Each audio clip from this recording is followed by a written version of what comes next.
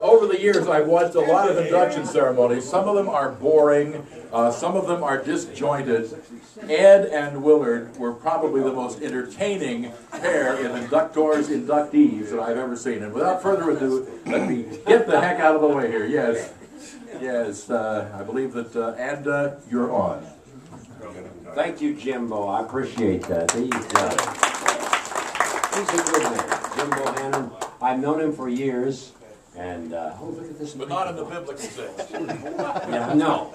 This is the old 44. The mic that, good evening. That's your bass. Old Thomas and the News, brought to you by Sunoco. Yeah. 3-star extra. Oh, all the old timers use their stuff. Really. Willard, I'm glad you're here. Willard presented me with my lifetime award at the Radio Hall of Fame, and I love him for doing that. Well, I love you. I love him anyway. Well, you know, we've had so much fun, and maybe you've heard it, maybe you haven't.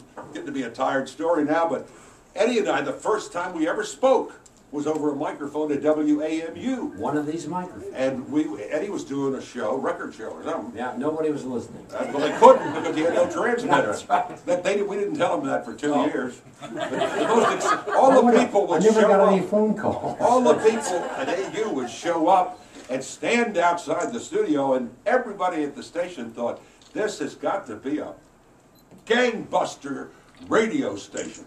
There was an art school next door where these nude folks posed, and that's what the people were coming to see. They weren't coming to see us. See what I missed? But only for a while. And Roger Gordon, our dear friend, came in one night at the radio station. Hey, they got nudes over there. He was upset, you know. I think he said news, but that's all right. No. But no, the first words we ever spoke were over a microphone. That's right. And we hit it off right after that ever since. And then WOL, and that was, what was his name, Mr. Campbell, the manager? Bob Kemp. And he got us a job on WOL in 1951 at 1000 Connecticut Avenue. It was a good station. Sunday night at 11 o'clock. The time wasn't the greatest. The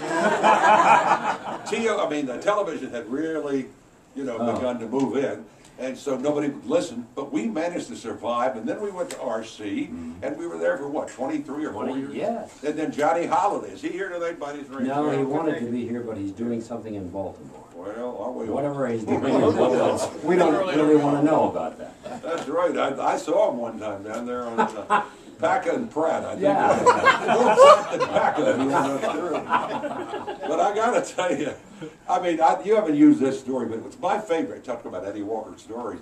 My favorite was, and I always blame Susan for it because it makes a better story, his daughter.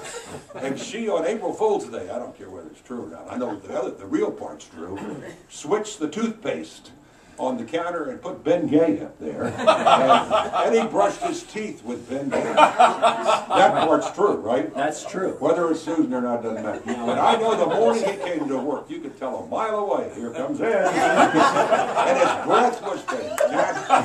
The thing is, the Bengay tasted terrific. Hey, this is a new thing. And then it started to burn.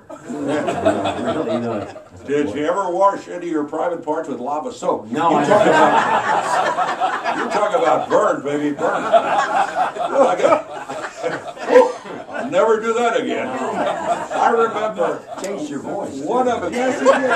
My voice was much higher than that. But I tell you, one of my favorite stories, and some of you will think this is funny, some of you won't, but it's true.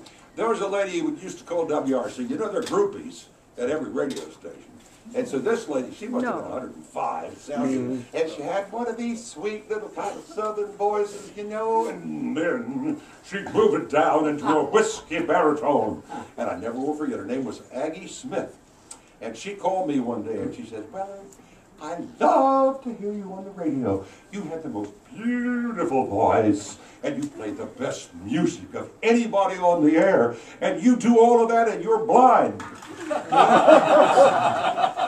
I said, "Aggie, I appreciate your compliment." But I said, "I'm not blind." I said, "My partner, Ed Walker, on the Joy Boys," I said, "he's blind. He was born blind."